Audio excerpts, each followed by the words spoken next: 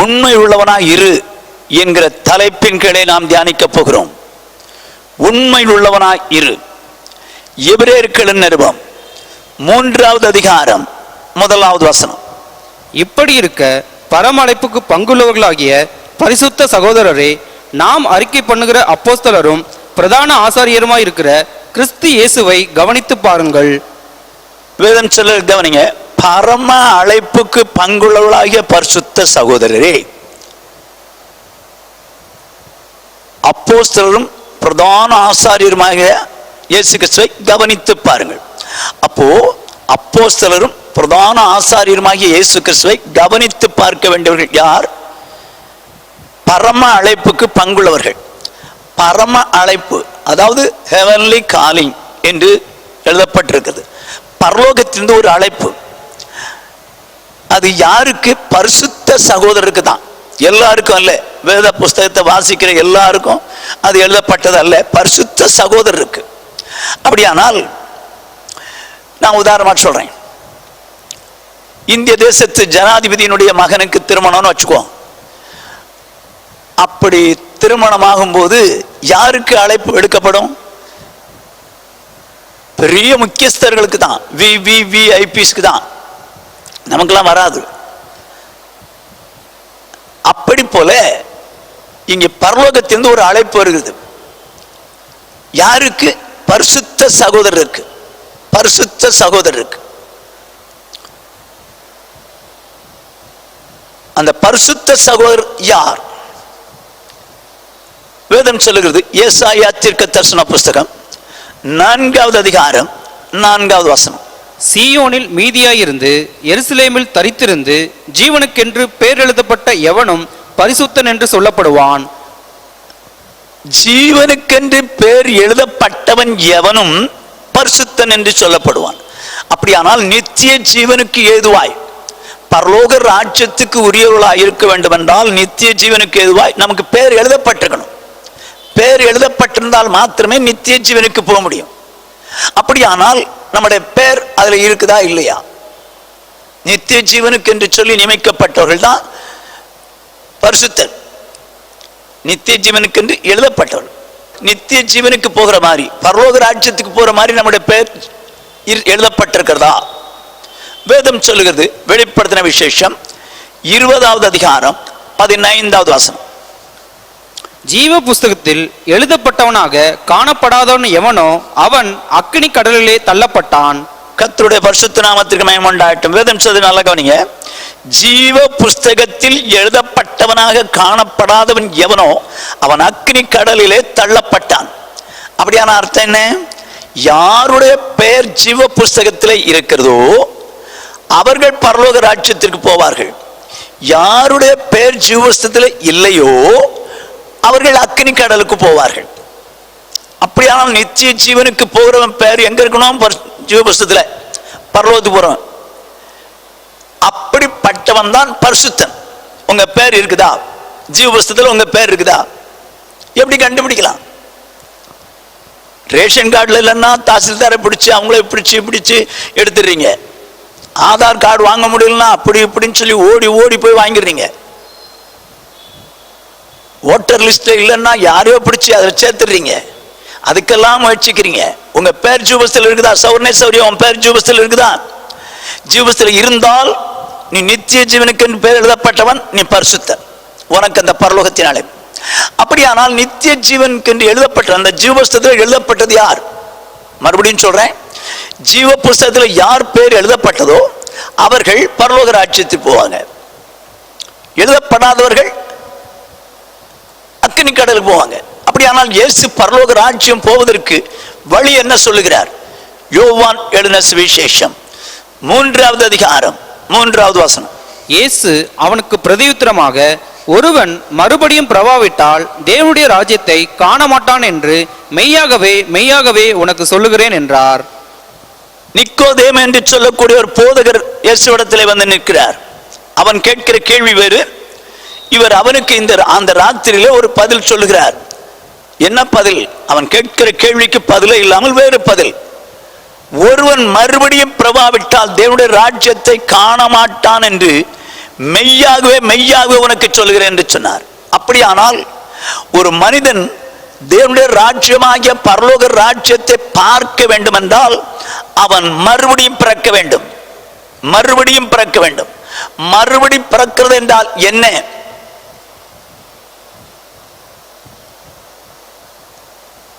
எந்த மனுஷன் என் ஆண்டவராய் இயேசு கிறிஸ்து எனக்காக இந்த பூமிக்கு வந்தார், அடிக்கப்பட்டார், நொறுக்கப்பட்டார், இரத்தினார், மரித்தார், 3ஆம் நாள் உயிரோடு எழும்பினார் என்று விசுவாசித்து என் பாவங்களெல்லாம் நான் அறிக்கையிட்டேன், இயேசு என் பாவத்தெல்லாம் மன்னித்தான் விசுவாசி ஏற்றுக்கொள்றான் பாருங்க, இவன் தான் மறுபடி பிறந்தவன். அதாவது நான் சொல்றேன், சின்ன குழந்தைகளுக்கு பிள்ளைகளுக்கு பாவம் இல்லை, ஸ்வாபத்தினால்தான் பிரச்சனை, சண்டை போட்டுக்கோங்க, அடிச்சுக்கோங்க. ஆனால் 1974 வருஷம் பிப்ரவரி மாதத்தில் என்னுடைய வாழ்க்கையில் நிம்மதியற்ற நிலைமையில தற்கொலை பண்ணலாம்னு நினைச்சேன், விஷ பாட்டில் வாங்கி குடிச்சு. ஆனால் அன்றைக்கு இரவில் 2 சகோதரர்கள் என்னிடத்தில் வந்து சுவிசேஷன் சொன்னது நிமித்தமாக அந்த ராத்திரியிலே அழுதேன். அழுது ஆண்டவர்கிட்ட மன்னிப்பு கேட்டேன். என் ஆண்டவராக இயேசு அந்த நாளில் மன்னித்தார். இயேசுவே உள்ளத்தில் வாரும் என்று சொன்னேன். இப்போ எனக்கு என்ன இல்லை, அந்த நேரத்தில் பாவம் இல்லை, என் பாவங்களெல்லாம் போயிடுச்சு. இப்போ நான் யாரை மாதிரி ஆயிட்டேன்? சின்ன பிள்ளைகளை போல ஆயிட்டேன். இதுதான் மறுபடி பிறக்கிறது. மறுபடி பிறக்கிற அனுபவம் உள்ளவர்கள் பரலோக ராஜ்யத்தை பார்க்கத்தான் செய்யலாம் என்று இயேசு சொன்னார். அப்படியானால் உள்ளே பிரவேசிப்பதற்கு இயேசு என்ன சொன்னார்? யோவான் 3ஆம் அதிகாரம் 5ஆவது வசனம். இயேசு பிரதியுத்தரமாக, ஒருவன் ஜலத்தினாலும் ஆவியினாலும் பிரவாவிட்டால் தேவனுடைய ராஜ்யத்தில் பிரவேசிக்க மாட்டான் என்று மெய்யாகவே மெய்யாகவே உனக்கு சொல்லுகிறேன்.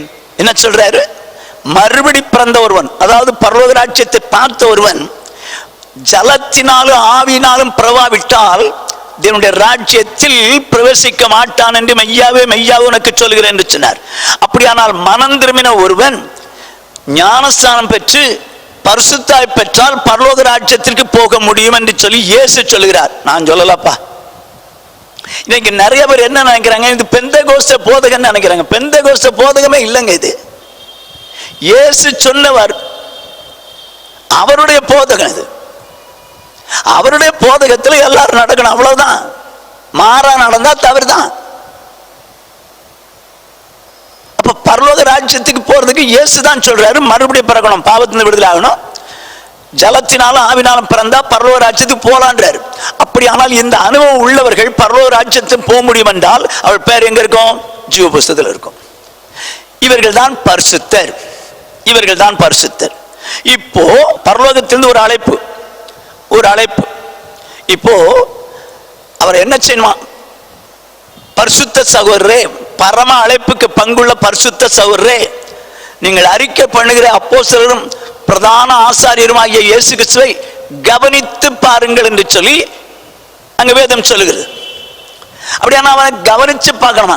ஏன்? அவரை கவனிச்சு பார்த்து பார்த்து பார்த்து வாழ்ந்து வாழ்ந்து அவரை போல மாறுறதுக்கு, அவரை போல மாறுது. அதனால அவரை கவனிச்சு பாருங்க. இன்றைக்கு பக்கத்துல அந்த ஊழியக்காரன், இந்த ஊழியக்காரன், இவர் அவருன்னு பார்க்கறதுனால தான் இன்னைக்கு அவங்கள மாதிரி மாறுறாங்களே தவிர இயேசு போல மாறுறதுக்கு இல்லாம போச்சு. உதாரணமா சொல்றேன் பாருங்களேன்.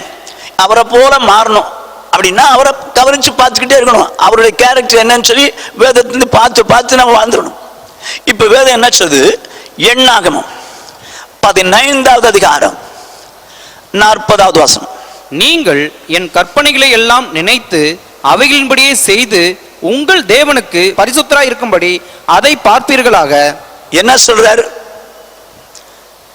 நீங்கள் அதை பார்ப்பீர்களாக. எதுக்கு? வேதத்தை பார்ப்பீர்களாக. எதுக்கு?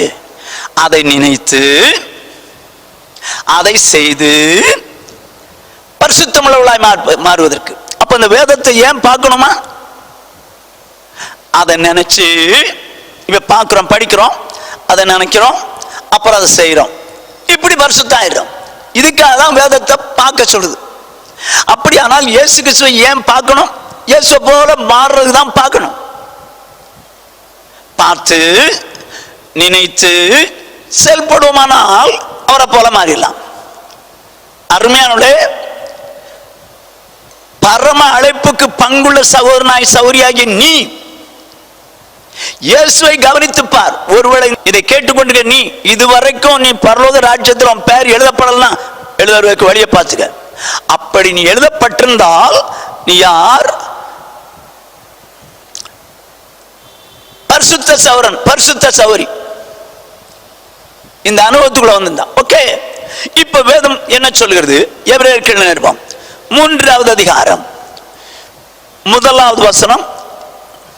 இப்படி இருக்க பரம அழைப்புக்கு பங்குள்ளவர்களாகிய பரிசுத்த சகோதரரே, நாம் அறிக்கை பண்ணுகிற அப்போஸ்தலரும் பிரதான ஆசாரியருமாய் இருக்கிற கிறிஸ்து இயேசுவை கவனித்து பாருங்கள். பரலோகத்திலிருந்து அழைக்கப்பட்ட அழைப்புக்கு பாத்திரராகிய பரிசுத்த சகோதரரே, அப்போஸ்தலரும் பிரதான ஆசாரியருமாய் இருக்கிற இயேசு கிறிஸ்துவை கவனித்து பாருங்கள். அப்படின்னா எதற்காக கவனிச்சு பார்க்கணுமா? அவரை கவனிச்சு பார்க்கணும்னு இருக்குது. ஓகே, அவரை போல மாறு. என்ன கேரக்டர் உடையவராக இருக்கிறார்னு பாருங்க. வாசிப்போம். எபிரேயர் 3வது அதிகாரம் 2வது வசனம். மோசே தேவனுடைய வீட்டில் எங்கும் உண்மையுள்ளவனாய் இருந்தது போல இவரும் தம்மை ஏற்படுத்தினவருக்கு உண்மையுள்ளவராய் இருக்கிறார். கர்த்தருடைய பரிசுத்த நாமத்திற்கு மகிமை உண்டாகட்டும். மோசே தேவனுடைய வீட்டில் எங்கும் உண்மையுள்ளவனாய் இருந்தது போல இவரும் தம்மை ஏற்படுத்தினவருக்கு உண்மையுள்ளவராய் இருக்கிறார். எனக்கு ஆச்சரியம். இயேசு போல மோசே உண்மையுள்ளவராக இருந்தாருன்னு சொன்னா ஓகே, ஆனா இங்க என்ன உதாரணம் சொல்லுது? மோசே போல இயேசு உண்மையுள்ளவராக இருந்தார். ரொம்ப பெரிய ஆச்சரியம். அந்த அளவுக்கு உண்மையுள்ளவராக இருந்திருக்கிறார் மோசே. சரி, இப்ப என்ன எழுதியிருக்கிறது? தம்மை ஏற்படுத்தினவருக்கு அவர் உண்மையுள்ளவராக இருந்தார். இப்படிப்பட்டவராக ஏற்படுத்தினார் பிதா.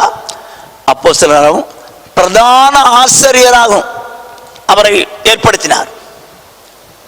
அப்படிப்பட்ட பிரதான ஆசாரியர் ஆக்கப்பட்ட, பிதாவினால் பிரதான ஆசாரியர் ஆக்கப்பட்ட, ஏற்படுத்தப்பட்ட அந்த இயேசுவை கவனித்து பார்க்கணுமா? அந்த இயேசுவை கவனித்து பார்க்கணுமா? அப்படியானால் உங்களுக்கு அவர் பிரதான ஆசாரியர். நம்மை குறித்து வேதம் என்ன சொல்லுது? வெளிப்படுத்தின விசேஷம் 1வது அதிகாரம் 6வது வசனம். நம்மிடத்தில் அன்பு கூர்ந்து தமது இரத்தத்தினாலே நம்முடைய பாவங்களற நம்மை கழுவி தம்முடைய பிதாவாகிய தேவனுக்கு முன்பாக நம்மை ராஜாக்களும் ஆசாரியர்களும் ஆக்கின அவருக்கு மகிமையும் வல்லமையும் என்றென்றைக்கும் உண்டாயிருப்பதாக. கர்த்தருக்கு மகிமை உண்டாயிற்று. என்ன சொல்லி இருக்கிறது? தமது இரத்தத்தினாலே நம்மை பாவங்களற கழுவி பிதாவாகிய தேவனுக்கு முன்பாக நம்மை ராஜாக்களும் ஆசாரியர்களும் ஆக்கின அவர் என்றைக்கு மகிமை கனம் உண்டாகட்டும். அப்போ நம்மை தம்முடைய இரத்தத்தினாலே, இயேசு கிறிஸ்து தம்முடைய இரத்தத்தினாலே நம்மை கழுவி பிதாவாகிய தேவனுக்கு முன்பாக ராஜாக்களாய் ஆசாரியர்களாய் மாற்றிவிட்டார். அப்ப நம்ம யாரு? மனம் திரும்பி பாவங்களை அறிக்கையிட்டு ஞானஸ்நானம் பெற்ற நாம யாரு? பிதாவாகிய தேவனுக்கு முன்பாக ஆசாரியர்கள். இயேசு யாரு? பிரதான ஆசாரியர். இயேசு பிரதான ஆசாரியர். ரட்சிக்கப்பட்ட நம்ம தேவனுக்கு முன்பாக ஆசாரியர்கள். ஓகே, அப்படியானால் ஆசாரியர்களாகிய நாம் பிரதான ஆசாரியராகிய இயேசுவை கவனித்து பார்க்கணும். அவர் எப்படிப்பட்டவராக இருந்தாரு? தம்மை ஏற்படுத்தினவருக்கு, பிரதான ஆசாரியராக ஏற்படுத்தினவருக்கு அவர் உண்மை உள்ளவராக இருந்தார். அப்படியே அருமையான சௌரனே சௌரியே, உன்னை பிதாவாகிய தேவனுக்கு முன்பாக ஆசாரியராய் மாற்றின அவருக்கு நீ உண்மை உள்ளவனாய் இருக்க வேண்டும். உண்மை உள்ளவனாய் இருக்க வேண்டும். அவர் உண்மை உள்ளவராக இருக்கிறது போல நீ உண்மை உள்ளவராக இருக்கணும். ஆகையால்தான் பரலோகத்தில் உனக்கு அழைப்பு. அவரை கவனிச்சுப்பார், அவரை கவனிச்சுப்பார். இன்னைக்கு அதை பற்றிலாம் கவலை இல்லைங்க. ரட்சிக்கப்பட்டோமா, ஞானம் சார்ந்தோமா, பரிசுத்த பற்றோமா, சபைக்கு போனோமா, ஆண்டவரை எனக்கு எதை கொடுங்க, அதை கொடுங்க, அதை கொடுங்க, இதை கொடுங்க, இதை கொடுங்க, அதை கொடுங்க, இப்படித்தாங்க வாழ்க்கை வாழ்ந்து போறாங்க. இன்னைக்கு உலகம் பெந்தேகோஸ்து சபைகள் வித்தியாசமா போயிடுச்சு. ஆண்டவரை போல மாறணுங்கிற நோக்கம்லாம் இல்லாம போயிடுச்சு. அவரை கவனிச்சு பாரு. அவர் உண்மையுள்ளவராக இருக்கிறார் அல்லவா? ஏற்படுத்தினவருக்கு நானும் இயேசுவால் ஆசாரியராய் பிதாவுக்கு முன்பாக மாற்றப்பட்டிருக்கிறோம், ஏற்படுத்தப்பட்டிருக்கிறோம். அப்படியானால் இயேசுவை போல நீயும் நானும் உண்மை உள்ளவனாக இருக்க வேண்டும், உண்மை உள்ளவர்களாக இருக்க வேண்டும். சரி, எந்த விதத்தில் உண்மையா இருக்க வேண்டும்? இன்றைக்கு ஒரு காரியத்தை பேச போறோம், தியானிக்க போறோம். எந்த விதத்தில் உண்மையா இருக்க வேண்டும், இதைத்தான் நாம் வருகிற 3 வாரங்களும் நாம தியானிக்க போறோம். இன்றைக்கு ஒரு காரியத்தை தியானிக்க போறோம். சகரியாவின் புஸ்தகம் 8வது அதிகாரம் 16வது வசனம்.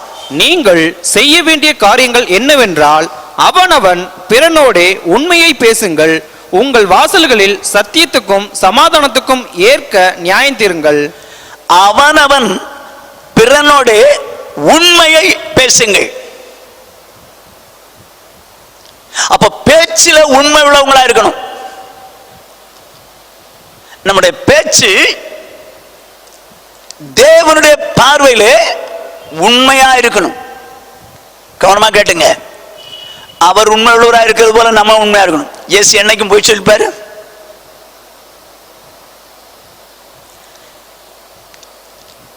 இல்லவே இல்லையே, அவர்கிட்ட அப்பழுக்க இல்லையே. வேதம் சொல்லுகிறது எண்ணாகமம் 23வது அதிகாரம் 19வது வசனம். பொய் சொல்ல தேவன் ஒரு மனிதன் அல்ல, மனம் மாற அவர் ஒரு மனுபுத்திரனும் அல்ல. அவர் சொல்லியும் செய்யாதிருப்பாரோ, அவர் வசனித்தும் நிறைவேற்றாதிருப்பாரோ. பொய் சொல்ல தேவன் ஒரு மனிதன் அல்லங்க. அவர் மனுஷனா இருந்தாதான் எவனா பொய் சொல்றான். ஆனால் தேவன் பொய் சொல்வதற்கு மனிதன் அல்ல. இயேசு ஒரு நாளும் பொய் பேசினது இல்லை.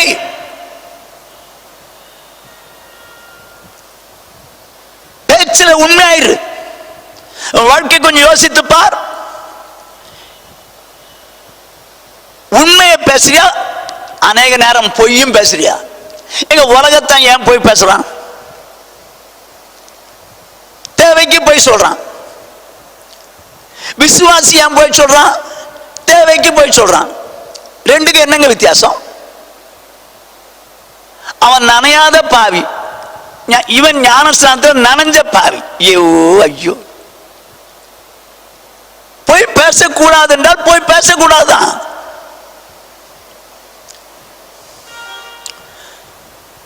பல ஆண்டுகளுக்கு முன்னால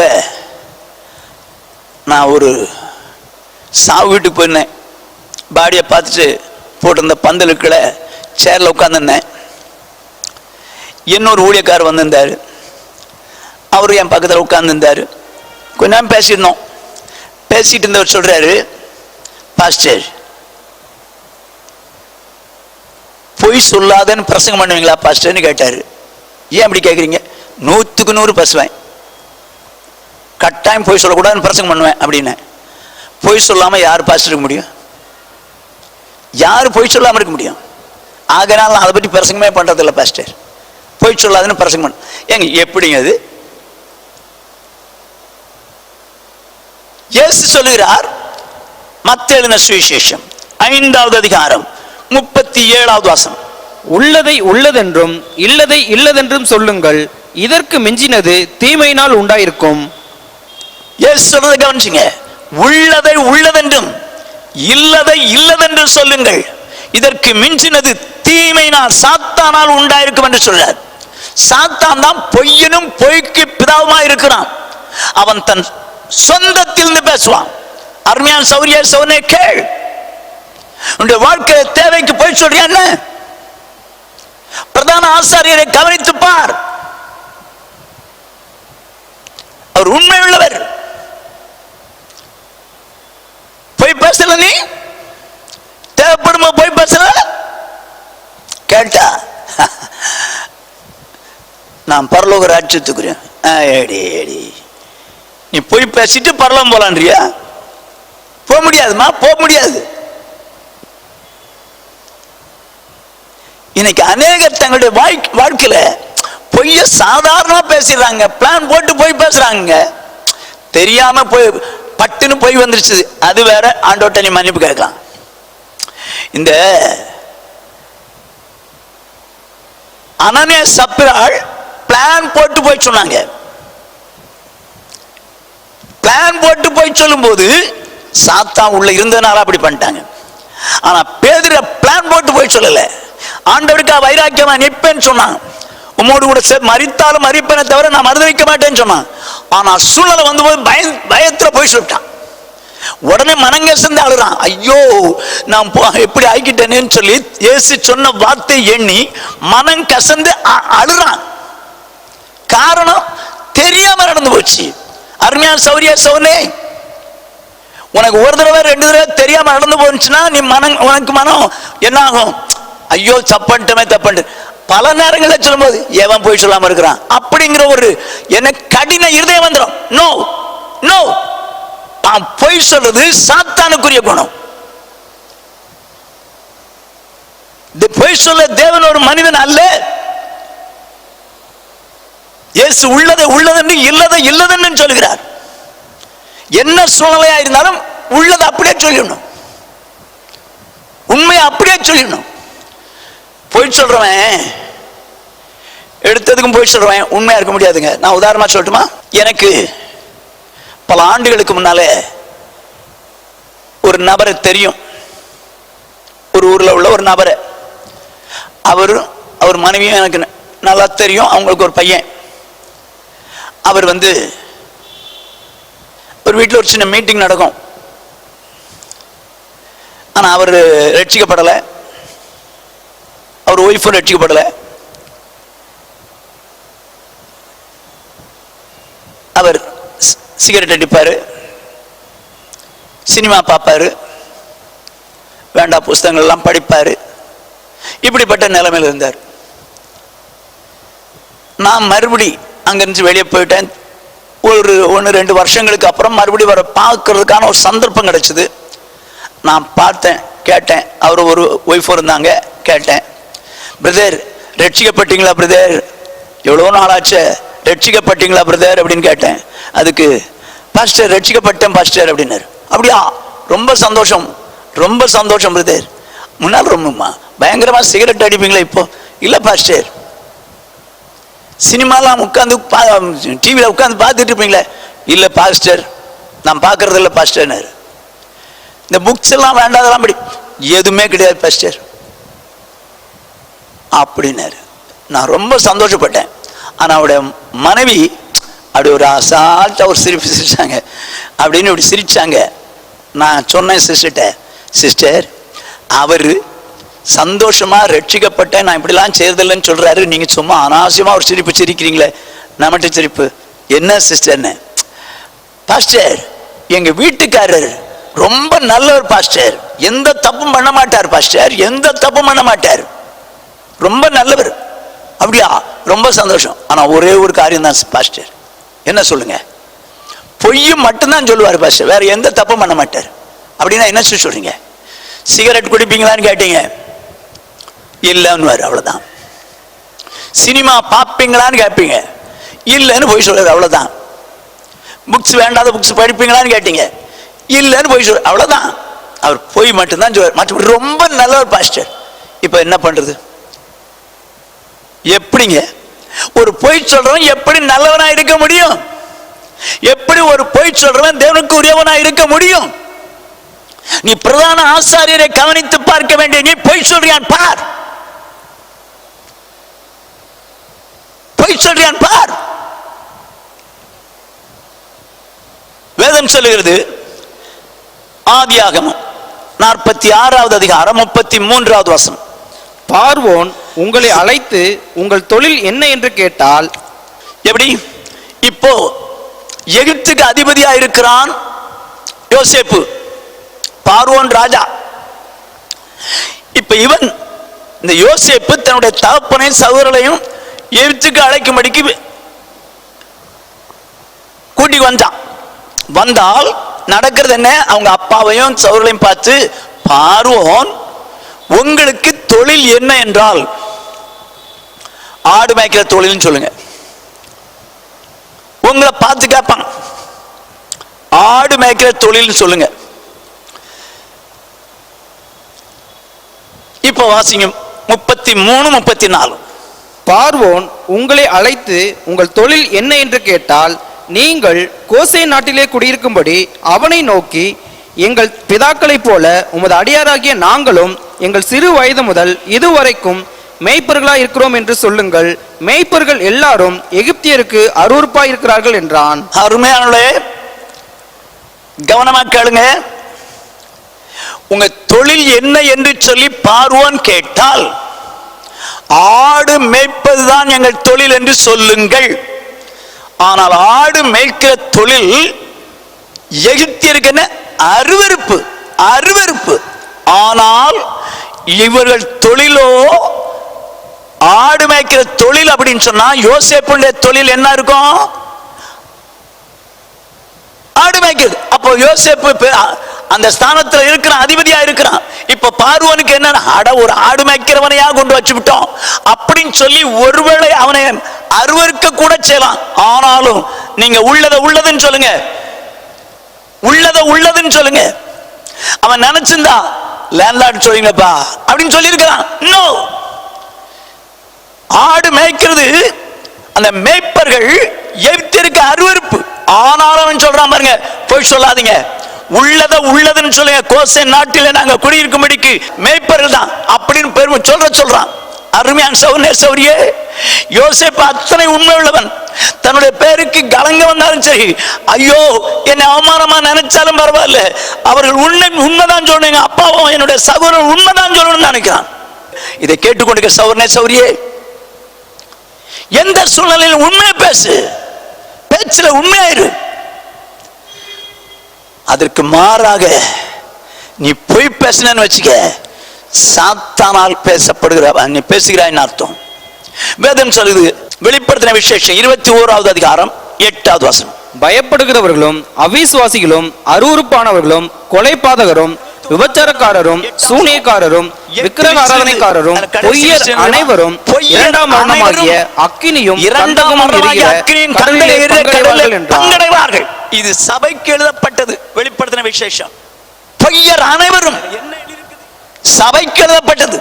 அருமையான சௌரியே, நீ ரட்சிக்கப்பட்ட பரம அழைப்புக்கு பங்குள்ள பரிசுத்த சகோதரர் இயேசுவை பார்த்து உண்மையா இருக்க வேண்டிய, உண்மையாய் பேச வேண்டியவன் நீ. ஆனா உன்னுடைய வாழ்க்கை கொஞ்சம் யோசித்து பார். போய் பேசுறியா? போய் பேசுறியா? பிரதான ஆசாரியர் எப்படிப்பட்டவராய் இருக்கிறார்? உண்மை உள்ளவராய் இருக்கிறார். அப்படியே நீங்களும் நானும், பிதாவாகிய தேவனுக்கும் ஆசாரியராக இருக்கிற நீங்களும் நானும், பரிசுத்த சகோதர சகோதரிகளாக இருக்கிற நீங்களும் நானும் அவரை கவனித்து பார்க்க வேண்டும். அவர் உண்மையுள்ளவராக இருக்கிறது போல நானும் நீங்களும் உண்மையுள்ளவராக இருக்கணும். நானும் நீங்களும் உண்மையுள்ளவராக இருக்கணும். ஏற்படுத்தினவருக்கு உண்மையுள்ளவராக இருக்கணும். வேதம் என்ன சொல்? எரேமியா தீர்க்கதரிசன புஸ்தகம் 23வது அதிகாரம் 28வது வசனம். சொப்பனம் கண்ட தீர்க்கதரிசி சொப்பனத்தை விவரிப்பானாக, என் வார்த்தை உள்ளவனோ என் வார்த்தையை உண்மையாய் சொல்வானாக. கோதுமைக்கு முன் பதர் எம்மாத்திரம் என்று கர்த்தர் சொல்லுகிறார். கர்த்தரின் வார்த்தையை உண்மையாய் சொல்ல வேண்டும். வேதத்தை வேதமாய் சொல்ல வேண்டும், உண்மையாய் சொல்லணும். ஆண்டவர் அதான் சொல்றார், என் வார்த்தை உள்ளவன் எவனோ என் வார்த்தை உண்மையாய் சொல்லுவானாக. அப்ப ஆண்டவருடைய வார்த்தையை அப்படியே ஜெராக்ஸ் காப்பி கொடுக்கணும், ஜெராக்ஸ் காப்பி கொடுக்கணும். அவர் பிரதான ஆசாரியர், அவர் எப்படி பேசினாரு?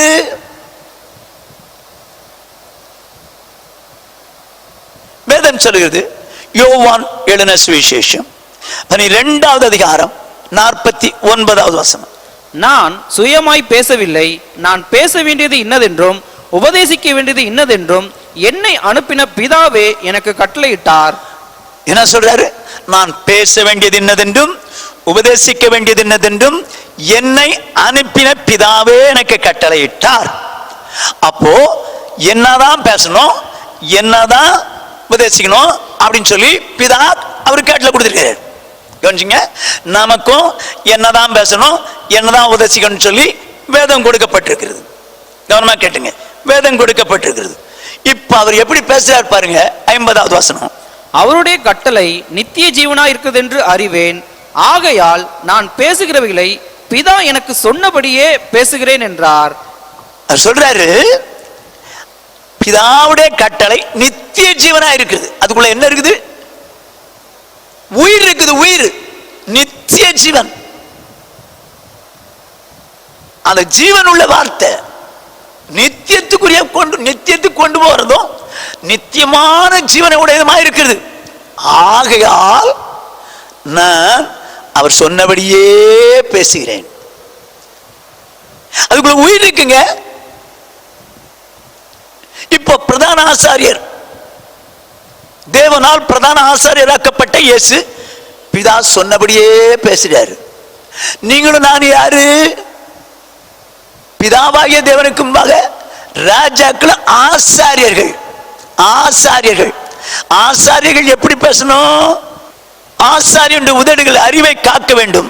வேதத்தை அவன் வாயிலே தேடுவார்களே, அவன் சேனைகளின் கர்த்தருடைய தூதன் அப்படின்னு இருக்கும். சேனைகளின் கர்த்தருடைய தூதன் ஆசாரியன். அப்படி நான் என்ன சொல்லணும்? அவர் தேவன் சொன்னதை அப்படியே சொல்றவன் தான் தூதன். நீங்களும் நானும் ஆசாரிகள், தேவனுக்கும் தான் ஆசாரியர்கள். அப்ப என்னதான் பேசணும்? அவர் சொன்னதை அப்படியே ஜெராக்ஸ் காப்பி கொடுக்கணும். ஏன்னா அவருடைய வார்த்தையில தான் உயிர் இருக்குது. நம்ம வார்த்தையிலாம் உயிர் கிடையாது, ஒண்ணு கிடையாது. அவர் வார்த்தைக்குள்ள ஜீவன் இருக்குதுங்க. அவர் சொன்னதை அப்படியே என் வார்த்தை உள்ளவன் எவனோ என் வார்த்தையை உண்மையா சொல்லுவானாக. அப்போ ஆண்டவருடைய வார்த்தையை அப்படியே சொல்லணும். இயேசு கிறிஸ்துவை குறித்து வேதம் சொல்லுகிறது. யோவான் எழுதின சுவிசேஷம் 7வது அதிகாரம் 16வது வசனம். இயேசு அவர்களுக்கு பிரதியுத்தரமாக, என் உபதேசம் என்னுடையதா இராமல் என்னை அனுப்பினவருடையதா இருக்கிறது. என்ன சொல்றாரு? அவங்ககிட்ட உபதேசம் பண்றாரு. என்னுடைய உபதேசம் என்னுடையதா இராமல் என்னை அனுப்பினவருடையதா இருக்குது. அப்போ நாம உபதேசம் பண்ணாலோ, நாம யாருக்கோ ஆலோசனை சொன்னாலோ எப்படி இருக்கணும்? அவர் சொன்னதை அப்படி உபதேசிக்கணும், அவர் சொன்னதை அப்படி ஆலோசனை சொல்லணும். நம்ம இஷ்டத்துக்கெல்லாம் சொல்லக்கூடாது, நம்ம இஷ்டத்துக்கெல்லாம் பேசக்கூடாது. அவருடைய வார்த்தையில் உயிர் இருக்குது. பிரதான ஆசாரியரை கவனித்து பாருங்கள். பிரதான ஆசாரியர் பிதா சொன்னதே சொன்னார், உபதேசிக்க சொன்னதையே உபதேசித்தார். என்னுடைய உபதேசம் என்னுடையதாயிராமல் என்னை அனுப்பினவருடையதா இருக்கிறது சொல்லிட்டு 17ஆம் வசனம் சொல்றார் பாருங்க. அவருடைய சித்தத்தின்படி செய்ய மனதுள்ளவன் எவனோ அவன் இந்த உபதேசம் தேவனால் உண்டாயிருக்கிறதோ நான் சுயமாய் பேசுகிறேனோ என்று அறிந்து கொள்ளுவான். என்ன சொல்றாரு? உபதேசம் என்னுடையதாயிராமல் என்னை அனுப்பினவருடையதா இருக்கிறதுன்னு சொல்லிட்டு, தேவ சித்தத்தின்படி செய்கிறவன் இந்த உபதேசம் தேவனால் உண்டானதா சுயமாய் பேசுகிறான் அறிஞ்சிக்கலான்றார். அப்படியானால் அருமையான சௌனே சௌரியே, நீ தேவ சித்தத்தின்படி செய்கிறவனாய் இருந்தால், ஒரு ஊழியக்காரனோ மற்ற ஒரு விசுவாசியோ யாரோ பேசுறது தேவனுடைய வசனம் தானா மாறா பேசுறாங்க, கரெக்டா புரிஞ்சுக்குவேன். உனக்கு தேவ சித்தப்படி வாழ்க்கை வாழாத பட்சத்துல ஒரு பெரிய ஊழியக்காரன் தப்பா பேசுறான்னு வச்சுங்க, அவர் சொன்னா சரியாதான் இருக்கும்பா அப்படின்னு சொல்லி அவரைத்தான் மனசுல வச்சு அவர் சொல்ற வார்த்தையை தான் எடுத்துக்குவேன், அவர் சொன்ன வார்த்தையை தான் எடுத்துக்குவேன். இல்ல, அவர் என்ன சொல்றாரோ அதை அப்படியே சொல்லணும். தேவ சித்தப்படி செய்யறவனுக்கு தான் இது ஆண்டோடைய வார்த்தை அவர் சொல்றாரா இல்லையான்னு புரியும்.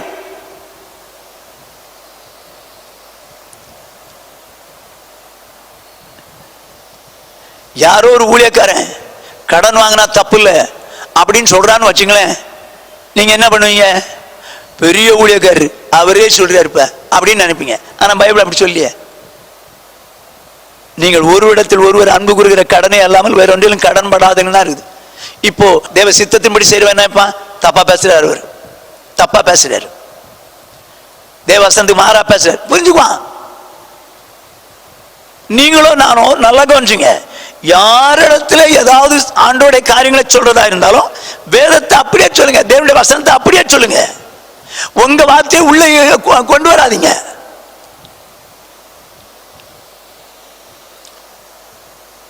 இப்போ சுயமாய் பேசுற என்ன சொல்றாரு பாருங்க, வாசிங்க 18ஆம் வசனம். சுயமாய் பேசுகிறவன் தன் சுய மகிமையை தேடுகிறான், தன்னை அனுப்பினவரின் மகிமையை தேடுகிறவனோ உண்மை உள்ளவனாய் இருக்கிறான், அவனிடத்தில் அநீதி இல்லை. இப்ப யார் உண்மை உள்ளவனா? அனுப்பினவருடைய அவன் சொன்னபடியே சொன்னான்னா அவன் உண்மையுள்ளவன். தான் சொந்தமா பேசினான்னா அவன் மகிமையை தனக்கு தேடுறான். ஆண்டவர் சொன்னது அப்படியே சொன்னா மகிமையை ஆண்டவருக்கு கொண்டு வரான். நீங்க எப்படி வேதத்தை வேதமா சொல்ல தெரியணும். ஒருவேளை இதை கேட்டுக்கொண்டிருக்கிற யாரா இருந்தாலும் சரி, விசுவாசியோ ஊழியக்காரன் யாரா இருந்தாலும் சரி, வசனத்தை வசனமா சொல்லு. சாத்தான் தான் கூட்டி குறைச்சு சொல்லுவான். ஏன்னா சொந்தத்தில் எடுத்து பேசுவான்னு சொல்றாரு ஆண்டவர். நீயோ நானோ பிதாவாகிய தேவனுக்கும் ஆசாரியராக ஏற்படுத்தின இயேசுவுக்கு உண்மையுள்ளவனா இருக்கணும். அப்படின்னா அவர் சொன்னதை அப்படியே சொல்லணும். மோசே தேவனுடைய வீட்டில் எங்க உண்மையுள்ளவனா இருந்தான். அவனை குறித்து வேதம் என்ன சொல்லுது பாருங்க, வாசிங்க. எண்ணாகமம் 29வது அதிகாரம் 40வது வசனம். கர்த்தர் மோசேக்கு கட்டளையிட்டபடி எல்லாம் மோசே இஸ்ரவேல் புத்திரருக்கு சொன்னான். என்ன சொல்லுது பாருங்க, மோசேக்கு கர்த்தர் கட்டளை இட்டபடி எல்லாம் இஸ்ரவேல் ஜனங்களுக்கு சொன்னான். இவன் அல்லவா மனுஷன். தேவனுடைய வீட்டில் எங்க உண்மையுள்ளவராக இருந்தது போல இயேசுவும் தன்னை ஏற்படுத்தினவருக்கு உண்மையுள்ளவராக இருந்தாராம். இவன் எப்படி உண்மையுள்ளவராக இருந்திருக்கான் பாருங்க. சபையில இஸ்ரவேல் புத்திரருக்கு இவன் தான் சொல்லி ஆகணும். ஆண்டவர் சொன்னது அப்படியே எல்லாத்தையும் சொல்லிட்டான். அருமையான சௌரனே சௌரியே, என் வார்த்தை உள்ளவன் எவனோ என் வார்த்தை உண்மையாய் சொல்வானாக. சொப்பனம் கண்டவன் சொப்பனத்தை சொல்லட்டும். என் வார்த்தை உள்ளவன் என் வார்த்தை உண்மையாய் சொல்லு. இன்னைக்கு நிறைய பேர் சொப்பனத்தை சொல்லிட்டு இருப்பான். சொப்பனத்தை எங்க சொப்பனம் வசனம் சொல்லுது. சொப்பனம் பதர், வசனம் மணி. கோதுமைக்கு முன்பா பதர் ஏமாத்திரம். நீ வசனத்தை சொல்லு.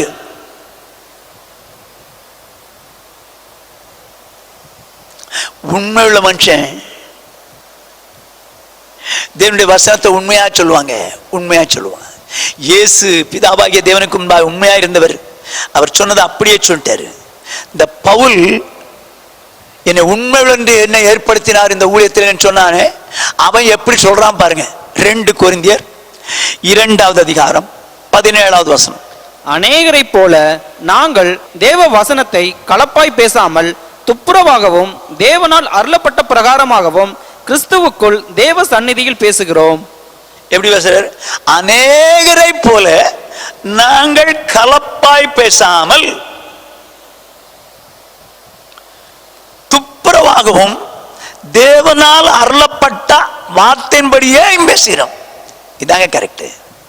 அப்ப அநேகர் எப்படி பேசுறாங்க? கலப்பா பேசுறாங்க.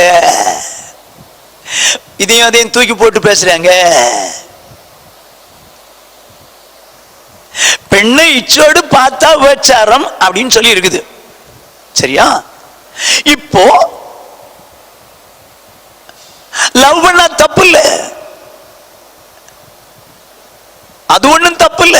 நானே லவ் பண்ணி தான் மேரேஜ் பண்ணிருக்கிறேன் அப்படின்னு சொல்லி ஊழியக்காரர்கள் லவ் என்கரேஜ் பண்றாங்களே. எப்படி சொல்லி கொடுக்க தெரியலையே. உன் கண்ணிச்ச பாவப்பா, பெண்ணை இச்சோடு பார்த்த வச்சான் சொல்லி கொடுக்க தெரியலையே. சுயமாய் பேசுகிறார்கள்.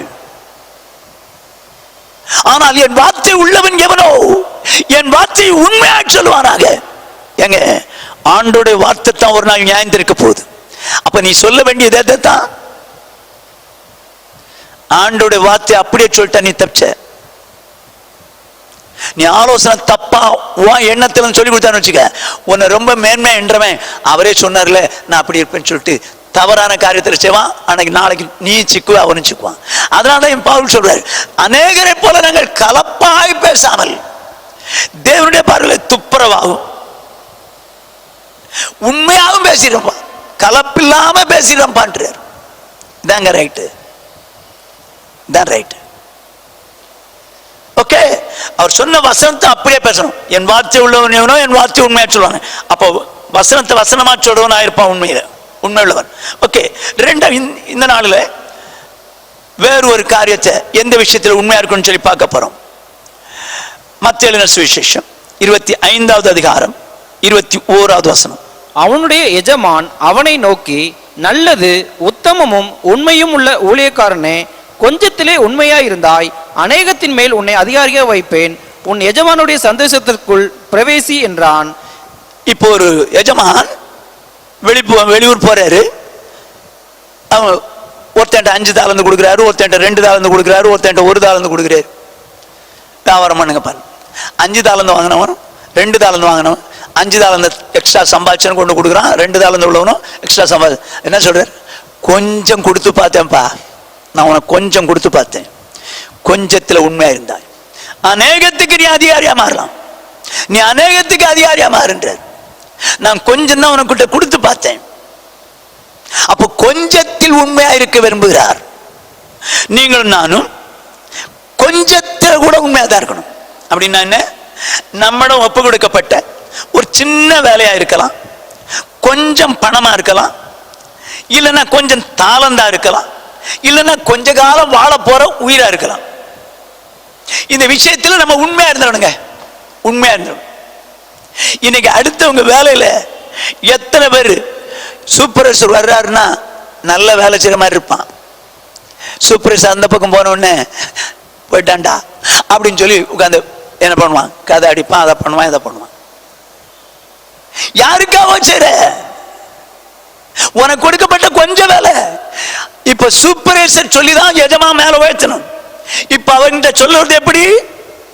ஆண்டவரா சொன்னாதான் உன்னை மேல உயர்த்துறதுக்கு, ஆண்டவரா அவன்கிட்ட சொன்னாதான் உயர்த்த முடியும். போ, நீ உயர்ந்த வர முடியாது. நீ கொஞ்சத்தை கொடுத்து பார்க்கிறார், அதுல உண்மை இல்லையே.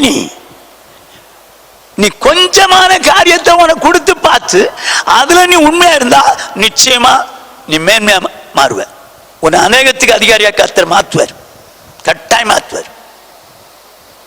உன் கொஞ்ச கால வாழ்க்கை, இந்த கொஞ்ச கால வாழ்க்கை இதுல நீ உண்மையா இருந்தால் கோடி கோடி கோடி கோடி கோடி கோடி கோடி வருஷமாக அவருடைய ராஜ்யத்தில் வாழ வைப்பார். இதுல இந்த கொஞ்ச கால வாழ்க்கையில உண்மை இல்லைன்னா நரகங்கிற அக்னி கடல். உனக்கு கொடுக்கப்பட்ட கொஞ்சம் பணம், அதுல நீ உண்மையாயிரு. கொஞ்சம் பணம் அதுல உண்மையா இருந்துச்சு, தவறான காரியங்களை யூஸ் பண்ணாத. அதுல ஆண்டவருக்கு கொடுத்துட்டு ஆண்டவருக்கு பிரியமாத செலவு பண்ண பாரு. உனக்கு கொஞ்சம் பணம் கொடுத்து பார்ப்பாரு.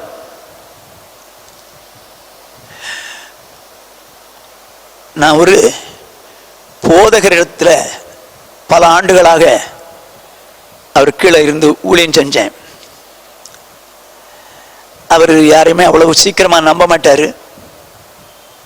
அவருக்கு நாங்கள் பணிவிடை செய்வோம். ஒரு நாள் பேங்க் பாஸ்புக் என்கிட்ட கொடுத்து, இது மாதிரி செக்கை போட்டு வந்துரு அப்படின்னு, எவ்வளவு கணக்கில் இருக்குன்னு பார்த்து, அதாவது என்ட்ரி பண்ணிட்டு வந்திருப்பான்னாரு. நானும் போனேன் செக் கொடுத்தேன். அவங்க என்ட்ரி இதில் எவ்வளோ என்ட்ரி போட்டு கொடுங்கன்னு சொன்னேன். என்ட்ரி போட்டு கொடுத்தாங்க. நான் வீட்டுக்கு வந்துட்டேன். அவர் கேட்டார், கொடுத்துட்டேன்.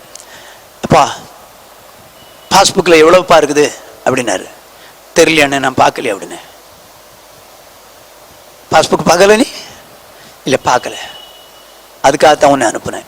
நீ பார்க்குறியா இல்லையான்னு பார்க்கத்தான் அனுப்புனேன்னாரு. எனக்கு ஆச்சரியமா போச்சு. அது வரைக்கும் நீ அந்த அளவுக்கு யாருமே நம்ப மாட்டாரு. அதுக்கப்புறம் என் கையில் மொத்தமாக பணத்தை கொடுத்து, நீ செலவு பண்ணுவ, இதை செலவு பண்ண, அதை செலவு பண்ணு, மொத்தமாக கொடுப்பேன். கணக்கு கேட்டா நான் எழுதி கொடுப்பேன். அவர் அப்படி தூக்கி வச்சிருவாரு. அப்போ அவர் என்ன நினைக்கிறாரு? கொஞ்சத்தை கொடுத்து பார்ப்போம், இவன் எப்படிதான் இருக்கான்னு பார்ப்போம் அப்படின்னு நினைக்கிறாரு. எனக்கு ஆச்சரியமா இருந்துச்சு சொன்ன வார்த்தை. நீ எப்படி இருக்கேன்னு பார்க்கத்தான் உன்னை அனுப்புனேன். அருமையான சௌரியே, ஒரு கொஞ்ச காரியம், உன் வேலை கொஞ்சம் வேலை சின்ன வேலையா இருக்கலாம், அதுல உண்மையாயிரு, கர்த்தர் நிச்சயமா உயர்த்துவாரு. உங்ககிட்ட யாரோ கொஞ்சம் பணம் தந்து இந்த காரியத்தை பார்த்துக்கப்பான்னு சொன்னா அதுல கள்ள கணக்கு எழுத. அந்த விஷயத்துல கூட உனக்கு உண்மையா இருக்க முடியலன்னா எப்படி அர்த்தம்? நீ கொஞ்சத்துல உண்மையா இருந்து பார், நிச்சயமா கர்த்தர் உன்னை உயர்த்துவார், அநேகத்துக்கு அதிகாரியா மாற்றுவார். அப்படின்னா ஆண்டவர் கொஞ்சம் கொடுத்து பார்க்கிறாரு, அதுல உண்மையா இருக்கிறாங்களான்னு சொல்லி. இப்ப வாசிப்போம் 1 சாமுவேலின் புஸ்தகம் 17வது அதிகாரம் 28ஆம் வசனம். அந்த மனுஷரோடே அவன் பேசிக் கொண்டிருக்கிறதை அவன் மூத்த சகோதரனாகிய எலியாப் கேட்டபோது அவன் தாவீதின் மேல் கோபம் கொண்டு, நீ இங்கே வந்தது என்ன? வனாந்தரத்தில் உள்ள அந்த கொஞ்ச ஆடுகளை நீ யார் வசத்தில் விட்டாய்? யுத்தத்தை பார்க்க அல்லவா வந்தாய்? உன் துணிகரத்தையும் உன் இருதயத்தின் அகங்காரத்தையும் நான் அறிவேன் என்றான். என்னவா சொல்றான்? அவங்க தாவீது யுத்தத்திற்கு அவங்க அண்ணமாரை பார்க்க போயிருக்கிறான். இப்போ கோலியாத் கக்கரிக்கிறான். இதை கேட்டுட்டு அவன் பேசிட்டு இருக்கும்போது அவங்க அண்ணன் சொல்றான், ஏய் ஏண்டா, உன் துணிகரெல்லாம் எனக்கு தெரியும், நீ அப்பா வாங்கிட்ட கொடுத்த கொஞ்சம் ஆடுகளை யார்டா கொடுத்துட்டு வந்த, ஓடு அப்படின்னு சொல்றான். இந்த கொஞ்சம் ஆடுகளை கொஞ்சம் ஆடுகள் நல்லா கவனிச்சிங்க, கொஞ்சம் ஆடு தான் அவங்க குடும்பத்தை நடத்தணும். அதான் அவன்கிட்ட நம்பி கொடுத்துருக்காங்க. ஒரு விசை வேதம் சொல்லுது பாருங்க, 34வது வசனம். தாவீது சவுலை பார்த்து, உம்முடைய அடியான் என் தகப்பனுடைய ஆடுகளை மேய்த்து கொண்டிருக்கிற போது ஒரு விசை ஒரு சிங்கமும் ஒரு விசை ஒரு கரடியும் வந்து மந்தையில் இருக்கிற ஒரு ஆட்டை பிடித்து கொண்டது. நான் அதை தொடர்ந்து போய் அதை அடித்து அதை அதன் வாய்க்கு தப்புவித்தேன். அது என்மேல் பாய்ந்த போது நான் அதன் தாடியை பிடித்து அதை அடித்து கொன்று போட்டேன். அந்த சிங்கத்தையும் அந்த கரடியையும் உம்முடைய அடியானாகிய நான் கொன்றேன். விருத்த சேதனமில்லாத இந்த பிலிஸ்தனும் அவைகளில் ஒன்றை போல இருப்பான். அவன் ஜீவனுள்ள தேவனுடைய சேனைகளை நிந்தித்தானே என்றான். சொல்றான் பாருங்க, எங்க அப்பா கொடுத்த கொஞ்சம் ஆடு அதுதான் எங்களுக்கு வாழ்வாதாரம். ஆனா ஒரு தடவை சிங்கம் வந்தது, ஒரு தடவை கரடி வந்தது, அதை பின்னால துரத்தி போய் அடிச்சேன், என்னை எழுத்து வந்தது, நான் கிழிச்சு ஆட்டை மீட்டேன், ஆட்டுக்குட்டியை மீட்டேன்றான். எங்க உயிர் பெருசா ஆடு பெருசா? உயிர் பெருசு. அவங்க அப்பாட்ட சொன்னா கூட சரிப்பா, தலைக்கு வந்து தலைப்பாவோட போச்சுடா, நல்ல வேலை ஒன்று நீ காப்பாற்றப்பட்டியே அப்படின்னு சொல்லியிருக்கலாம். ஆனாலும் கொஞ்சம் ஆடு எங்க அப்பா என்னை நம்பி தந்திருக்கிறாரு, கொஞ்சம் ஆடு எங்க குடும்ப வாழ்க்கையா இதுதான் வச்சுதான் ஓடுது. அப்படி இருக்க என்னப்ப பண்றது? ஆகவே அந்த ஆடை பிடிச்சு போற சிங்கத்தை அடிக்கிறான், கிழிக்கிறான், கரடியை கிழிக்கிறான், மீட்டு வந்துட்டான். என்னாச்சு? கொஞ்சத்துல உண்மையா இருந்த அவனை தேவன் ராஜ்யத்துக்கே ராஜாவா மாற்றி விட்டார். இஸ்ரேல் தேசத்துக்கே ராஜாவாய் மாற்றி விட்டார். தனக்கு கொடுக்கப்பட்ட சின்ன காரியத்துல உண்மையா இருந்தானே, இவன் தேசத்தை கொடுத்தா நிச்சயம் உண்மையா இருப்பான் அப்படின்னு சொல்லி தேசத்துக்கு ராஜாவாய் மாற்றிட்டார். அருமையான சௌரியே, கர்த்தர் வாழ்க்கையில கொடுத்த கொஞ்சம் பணமா இருக்கலாம், சின்ன உத்தியோகமா இருக்கலாம், இல்ல கொஞ்ச கால வாழ்க்கையா இருக்கலாம், தாளந்தா இருக்கலாம், தேவனுடைய பார்வையில அதை உண்மையா வச்சு செலவு பண்ணு. என் தேவன் நிச்சயமாய் உன்னை உயர்த்துவார். கொஞ்ச கால வாழ்க்கையில நீ உண்மையா இருந்தா நித்தியமாய் கோடி கோடி கோடி கோடி வருஷமா வாழத்தக்கதான ஒரு வாழ்க்கையில கர்த்தர் உன்னை கொண்டு போய் நிறுத்துவார். லூக்காளுன சுவிசேஷம் 16வது அதிகாரம் 12வது வசனம். வேறொருனுடைய காரியத்தில் நீங்கள் உண்மையுள்ளவர்களாய் இராவிட்டால் உங்களுக்கு யாதொன்றை சொந்தமாக கொடுப்பவர் யார்? வேறு ஒருவனுடைய காரியத்தில் உண்மையா இராவிட்டால் உங்களுக்கு சொந்தமா ஒன்ன கொடுப்பது யார்? அப்படின்னா அடுத்தவன் காரியத்துல உண்மையா இருக்கணும், அடுத்தவன் காரியத்துல உண்மையா இருக்கணும். பிரதர் சிஸ்டர், நம்ம குடும்ப காரியத்துல கரெக்டா இருப்போம், நம்ம பணம் எங்கேயும் போயிடக்கூடாது, நம்ம கஷ்டம் இந்த மாதிரி ஆயிடக்கூடாது அப்படின்னு சொல்லி நம்ம விஷயத்துல கரெக்டா இருப்போம். அடுத்த விஷயத்துல உண்மையா இருக்கணும். அடுத்தவங்களை நம்பி தந்திருக்கிற வேலையா இருக்கட்டும், உண்மையாயிரு. மறுபடியும் சொல்றேன், பணமா இருக்கட்டும், உண்மையாயிரு. உன்னை நம்பிதானே கொடுத்தாங்க, உன்னை நம்பிதானே அந்த காரியத்தை செய்ய சொன்னாங்க. அடுத்தவனுடைய விஷயத்துல நீ உண்மையாயிரு.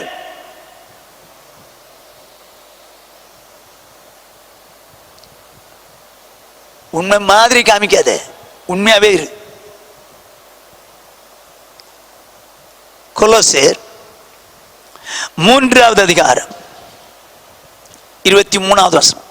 நீங்கள் கர்த்தராகிய கிறிஸ்துவை சேவிக்கிறதினாலே சுதந்திரமாகிய பலனை கர்த்தராலே பெறுவீர்கள் என்று அறிந்து. எப்படி? நீங்கள் கர்த்தராகிய இயேசு கிறிஸ்துவை சேவிக்கிறதுனால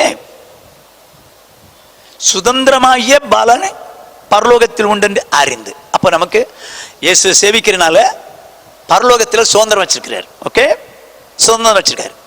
ஆகையினால நம்ம எப்படி இருக்கணும்னு சொல்லி வேதம் விரும்புது பாருங்க. அடுத்த வசனம் 24. எதை செய்தாலும் அதை மனுஷர்களுக்கென்று செய்யாமல் கர்த்தருக்கென்றே மனப்பூர்வமாய் செய்யுங்கள். கர்த்தருக்கு மகிமை உண்டாகட்டும். நீங்கள் கர்த்தராகிய இயேசு கிறிஸ்துவை சேவிக்கிறதுனால பரலோகத்தில் உங்களுக்கு பலன் உண்டு என்று அறிந்து நீங்க என்ன செஞ்சாலும் சரி, மனுஷன் பார்க்கிறான் அதனால அவனுக்கு ஏற்ற மாதிரி செய்யணும், செய்யாத. மனுஷருக்கு என்று செய்யாமல் கர்த்தருக்கு என்று மனப்பூர்வமாய் செய். என் தேவன் எனக்கு கொடுத்த வேலையை என் சூப்பர்வைசர் பார்க்கிறான், முதலாளி பார்க்கிறான்லாம் நான் நினைக்க மாட்டேன். என் கர்த்தர் பார்க்கிறார், என் கர்த்தர் பார்க்கிறார் அப்படின்னு சொல்லி நான் நினைப்பேன். அப்படின்னு சொல்லி செய். அடுத்தவன் காரியத்தில் பணத்தை கொடுத்திருக்கிறாரு, ஏதோ ஒரு பொருள் வாங்குவோ இல்லை ஏதோ செலவு பண்றதோ பொருள் கொடுத்திருக்கிறாங்க, அடுத்த விஷயம். ஆனா நிறைய பேர் எப்படி தெரியுமா, தான் விஷயம்னா சிட்டிக்கு போய் ஒரு பொருள் வாங்கணும்னா டீ கூட குடிக்க மாட்டான், டீ கூட குடிக்க மாட்டான். ஆனா அடுத்த விஷயமானா இவன் பிரியாணி சாப்பிட்றானோ இல்லையோ பிரியாணின்னு கணக்கு எழுதுவான். இவன் பஸ்ல போயிருப்பான், ஆட்டோல போனேன்னு எழுதியிருப்பான். அடுத்த விஷயம். ஏன் ஏமாத்துற? அதுல உண்மையாயிரு. உன்னை பார்க்கிறவர் அவரு. ஆகினால் தான் சொல்லி மனுஷருக்கென்று நீங்கள் செய்யாமல் கர்த்தருக்கென்று மனப்பூர்வமாய் செய்யுங்க. என் ஆண்டவர் பார்க்கிறாரு, எனக்கு பலன் பரலோகத்தில் உண்டு. ஆகினால நான் மனுஷனுக்குன்னு செய்யாம கர்த்தருக்குன்னு செய்வேன்னு சொல்லி அப்படி மனப்பூர்வமா செய்யணுமா. அடுத்த விஷயத்தில் உண்மையாயிரு. யோசேப்புன்னு ஒரு தேவனுடைய மனுஷன், பழைய ஏற்பாட்டில் அவன் தன்னுடைய சகோதரரால் விற்கப்பட்டு கடைசியில அடிமையாக போத்திபார் வீட்டுக்கு வர்றான். போத்திபார் வீட்டுக்கு வர்றான், அடிமை. நல்லா கவனிச்சிங்க, 30 வயது வாலிபன், அடிமை. அவன் அங்க வீட்டுக்கு வந்திருக்கிறான். வந்த இடத்துல என்ன நடக்குதுன்னு பார்ப்போம். ஆதியாகமம் 39வது அதிகாரம் 2வது வசனம். கர்த்தர் யோசேப்போடே இருந்தார், அவன் காரிய சித்தி உள்ளவனானான், அவன் எகிப்தியனாகிய தன் எஜமானுடைய வீட்டிலே இருந்தான். என்னவா ஏங்க, இவனோ அடிமை, இவன் பெரிய, அதாவது போத்திபார் பெரிய ஆபீசர், நெக்ஸ்ட் டு கிங். அப்படியே அவன் பெரிய வீடு வச்சிருக்கணும், அவுட்டோர்ஸ் வச்சிருக்கணும். இந்த அடிமை அவுட்டோர்ஸ்ல வச்சு வேலையை வாங்கணும். ஆனா எங்க இருந்தானா? வீட்டில் இருந்தானா. யோசேப்பு போத்திபாரின் வீட்டில் இருந்தான். கர்த்தர் அவனோடு கூட இருந்தார். இப்ப நடக்கிற சம்பவத்தை பாருங்க, 3வது 4வது வசனம். கர்த்தர் அவனோட இருக்கிறார் என்றும் அவன் செய்கிற யாவையும் கர்த்தர் வாய்க்க பண்ணுகிறார் என்றும் அவன் எஜமான் கண்டு யோசேப்பினிடத்தில் தயவு வைத்து அவனை தனக்கு ஊழியக்காரனும் தன் வீட்டுக்கு விசாரணைக்காரனுமாக்கி தனக்கு உண்டான யாவற்றையும் அவன் கையில் ஒப்புவித்தான். என்னமா, இவன் கூட கர்த்தர் இருக்கிறத அறிஞ்சிட்டான் இந்த போத்திபார். அதனால் தனக்கு ஊழியக்காரனா இருக்கணும், என் வீட்டு காரியங்கள் எல்லாம் விசாரிக்கணும்னு சொல்லி எல்லாத்தையும் மொத்தமா கொடுத்துட்டான். எங்க இவனும் அடிமைங்க, எபிரேயன், எகிப்திலே அடிமையாய் விற்கப்பட்டவன். கர்த்தர் அவனோடு கூட இருக்கிறது யார்? இந்த போத்திபார். அவனை தனக்கு ஊழியக்காரன் வச்சுக்கிட்டான். எல்லாவற்றையும் பார்க்கறதுக்கு வீட்டு காரியங்கள்லாம் பார்க்கறதுக்கு விசாரணை காரணம் வச்சுட்டான். மொத்தமா யாராவது கொடுப்பாங்களாங்க? ஒரு வேலைக்காரன் மொத்தமா எல்லாம் பார்த்துங்கடா, வீட்டுக்காரிய எல்லாம் பார்த்துங்க, யாராவது கொடுப்பாங்க? அந்த அளவுக்கு யோசேப்பு தேவனுடைய பார்வையில் உண்மையா இருந்திருக்கிறான்.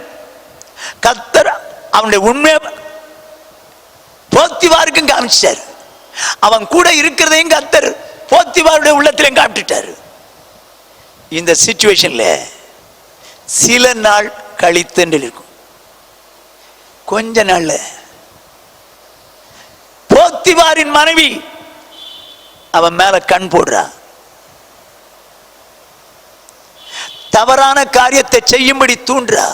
இவனோ எஜமான் என்னை உண்மை உள்ளவன் எண்ணி இந்த வீட்டில் உள்ள எல்லாத்தையும் எனக்கு கொடுத்துட்டார், விசாரணை நான் நீ பார்த்துக்கப்பா அப்படின்னு. இப்ப நடக்கிற சம்பவத்தை பார்ப்போம். 8வது 9வது வசனங்கள். அவனோ தன் எஜமானுடைய மனைவியின் சொல்லுக்கு இணங்காமல் அவளை நோக்கி, இதோ வீட்டிலே என்னிடத்தில் இருக்கிறவைகளில் யாதொன்றை குறித்தும் என் ஆண்டவன் விசாரியாமல் தமக்கு உண்டான எல்லாவற்றையும் என் கையில் ஒப்பித்திருக்கிறார். இந்த வீட்டிலே என்னிலும் பெரியவன் இல்லை. நீ அவருடைய மனைவியாய் இருக்கிறபடியால் உன்னை தவிர வேறொன்றையும் அவர் எனக்கு விலக்கி வைக்கவில்லை. இப்படி இருக்க நான் இத்தனை பெரிய பொல்லாங்குக்கு உடன்பட்டு தேவனுக்கு விரோதமாய் பாவம் செய்வது எப்படி என்றான். என்ன சொல்றா அருமையானே?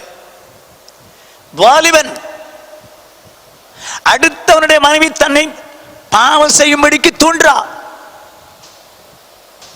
என்ன சொல்றான்? என் எஜமா என்னை இவ்வளவு தூரம் இந்த வீட்டையே எல்லாத்தையும் பார்த்துக்கப்பான்னு ஃப்ரீயா விட்டுருக்கிறாரு. நீ அவருடைய மனைவியா இருக்கிற ஒரே காரணத்து நிமித்தம் தான் உன்னை தள்ளிச்சிருக்கிறாரு. ஆக இப்படி என்ன உண்மை உள்ளவனா எண்ணினாரு. இப்படி எண்ணினா அவருக்கு நான் துரோகம் பண்ண மாட்டேன். என் தேவனுக்கு நான் குற்றமற்றவனா இருக்கணும், என் எஜமானுக்கு நான் உண்மை உள்ளவனா இருக்கணும்னு நினைக்கிறான். அருமையான சகோதரனே சகோதரியே, இவன் அல்லவா தேவனுடைய மனுஷன்? தன்னை ஏற்படுத்தினவனுக்கு உண்மையா இருக்கிறாங்க, உண்மையா இருக்கிறான்.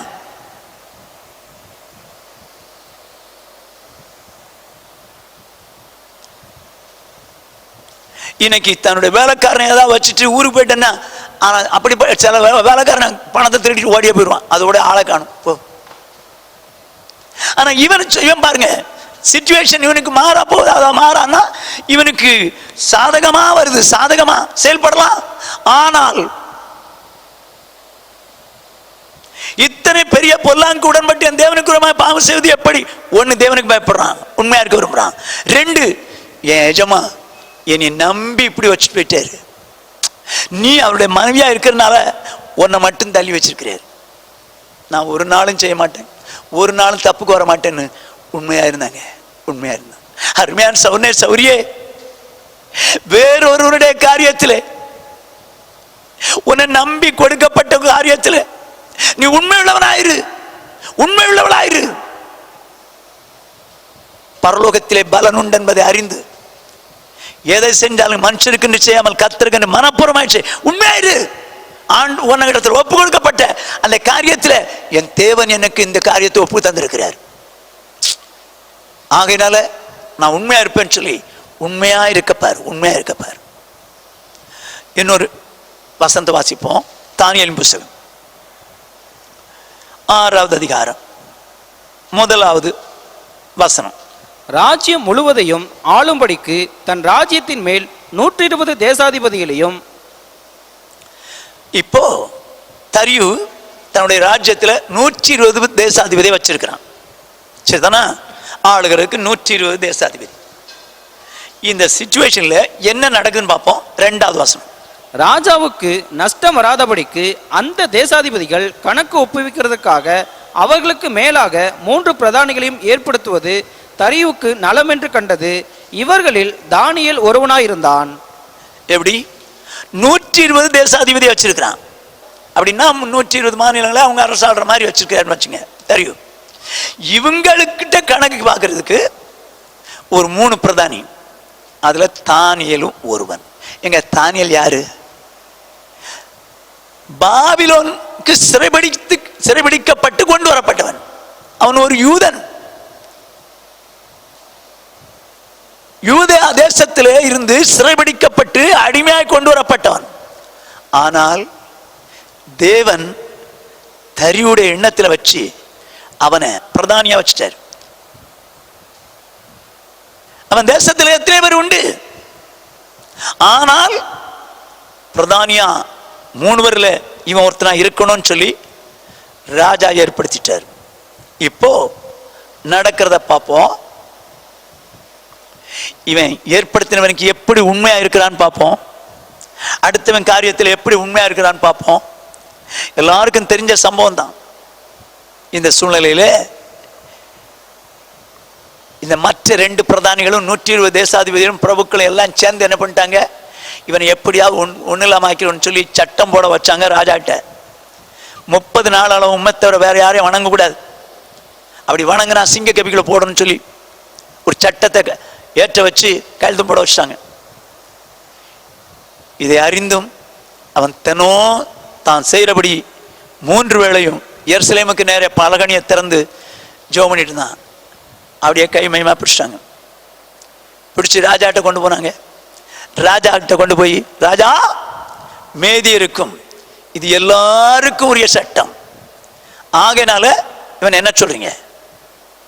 ராஜா பார்த்தாரு, வேற வழி இல்லை, சிங்க கவிகளை போட்டுருங்கன்னு போட்டாச்சு. இது முந்தின நாள், ராஜாவுக்கு தூக்கம் வரல, என்டர்டைன்மெண்ட்டே இல்லை. இந்த சூழ்நிலை விடிய காலமே ஓடுறாரு. ஓடி போய் காலை வெளுக்கு நேரத்தில் ஓடுறாரு. சிங்க கவிக்கு பக்கத்தில் வரும்போதே கேட்கிறாரு, தானியேலே, ஜீவனுள்ள தேவனுடைய தாசனே, நீ இடைவிடாமல் ஆராதிக்கிற உன் தேவன் உன்னை சிங்கங்களின் வாயிலிருந்து உன்னை விடுவிக்க வல்லவராய் இருந்தாரா? எங்க போட்டது நேத்து காலையில் வந்து பார்க்குறான். அந்த ராஜாவுக்கு எவ்வளவு தூரம் அவன் மேல நம்பிக்கை இருக்கு பாருங்க. ஆண்டவருக்கு பிரியமானவன், ஆண்டவர் அவனை காப்பாத்திருப்பாரு. எவ்வளவு எண்ணம் அவன் மேல, எவ்வளவு எண்ணம் யோசிச்சு பாருங்க. அப்படின்னா அவன் எப்படி வாழ்ந்திருப்பான் அந்த ராஜாவுக்கு முன்னால, எப்படி வாழ்ந்திருக்கிறான்னு சொல்லி அவனே சொல்றான் பாருங்க. இப்போ எப்படி இருந்திருக்கிறான்னு சொல்லி இப்ப 22ஆம் வசனம் படிப்போம். சிங்கங்கள் என்னை சேதப்படுத்தாதபடிக்கு தேவன் தம்முடைய தூதனை அனுப்பி அவைகளின் வாயை கட்டி போட்டார். அதேனென்றால் அவருக்கு முன்பாக நான் குற்றமற்றவனாய் காணப்பட்டேன், ராஜாவாகிய உமக்கு முன்பாகவும் நான் நீதிகேடு செய்ததில்லை என்றான். அருமையானவர்களே, அவன் என்ன சொல்றான் பாருங்க. தேவன் தம்முடைய தூதனை அனுப்பி சிங்கங்களின் வாயை கட்டி போட்டார். அது ஏனென்றால் நான் தேவனுக்கு முன்பாக குற்றமற்றவன், உமக்கு முன்பாக நீதிகேடு ஒன்றும் செய்யவில்லை. என்னை பிரதானின்னு வச்சிங்க ராஜா, ஒரு நாள் கூட ஒரு நீதிகேடு நமக்கு விரோதமாக நான் செஞ்சதில்லை, உமக்கு விரோதமா நீதிகேடு செஞ்சதில்லை ராஜா, செஞ்சதில்லை. அடுத்த விஷயத்துல எவ்வளவு உண்மையா இருந்திருக்கான் பாருங்க. அடுத்த விஷயத்துல எவ்வளவு உண்மையா இருந்திருக்கான் பாருங்க. அருமையான சௌர்ய சௌரியே, அடுத்தவன் காரியத்தில் உண்மையா இருக்க வேண்டும் என்று தேவன் விரும்புகிறார். உன் வாழ்க்கையை யோசித்து பார். அடுத்து ஒன்னு நம்பி தந்த பணமா இருக்கட்டும், வேலையா இருக்கட்டும், எதுவா இருக்கட்டும், உண்மையா இருக்கான் பார்.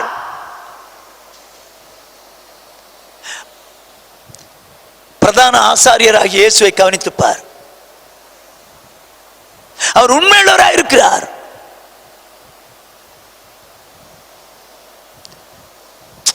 இன்னைக்கு நிறைய பேருடைய வாழ்க்கையில உண்மைக்கு பஞ்சம் வந்துருச்சு. அடுத்த விஷயங்க, அடுத்த விஷயம், அதாவது அப்சலோம், அவன் கூட பிறந்த தங்கச்சி தாமார், அவங்க அம்மா பேர் மாகாள், தாவீதினுடைய மனைவி பேர் மாகாள், தாவீதினுடைய மகன் பேர் அப்சலோம், அவன் தங்கச்சி தாமார். இந்த தாமார் மேல தாவீதினுடைய இன்னொரு மனைவியினுடைய மகன் அம்னோனுக்கு ஆசை. கடைசியில அவன் சூழ்ச்சி பண்ணி அவளை வரவழைச்சு அந்த அம்னோன் கெடுத்துட்டான். கெடுத்த உடனே இந்த அப்சலோமுக்கு பொறுக்கல, கொஞ்ச நாள் அமைதியா இருந்தான், ஒண்ணுமே தெரியாத மாதிரி அமைதியா இருந்தான். ஒரு நாள் மயிர் கத்திரிக்க போறேன் காட்டுல, அதனால நீங்க அப்பா நீங்க வரணும், எல்லாரும் வரணும்னு கேட்டான்.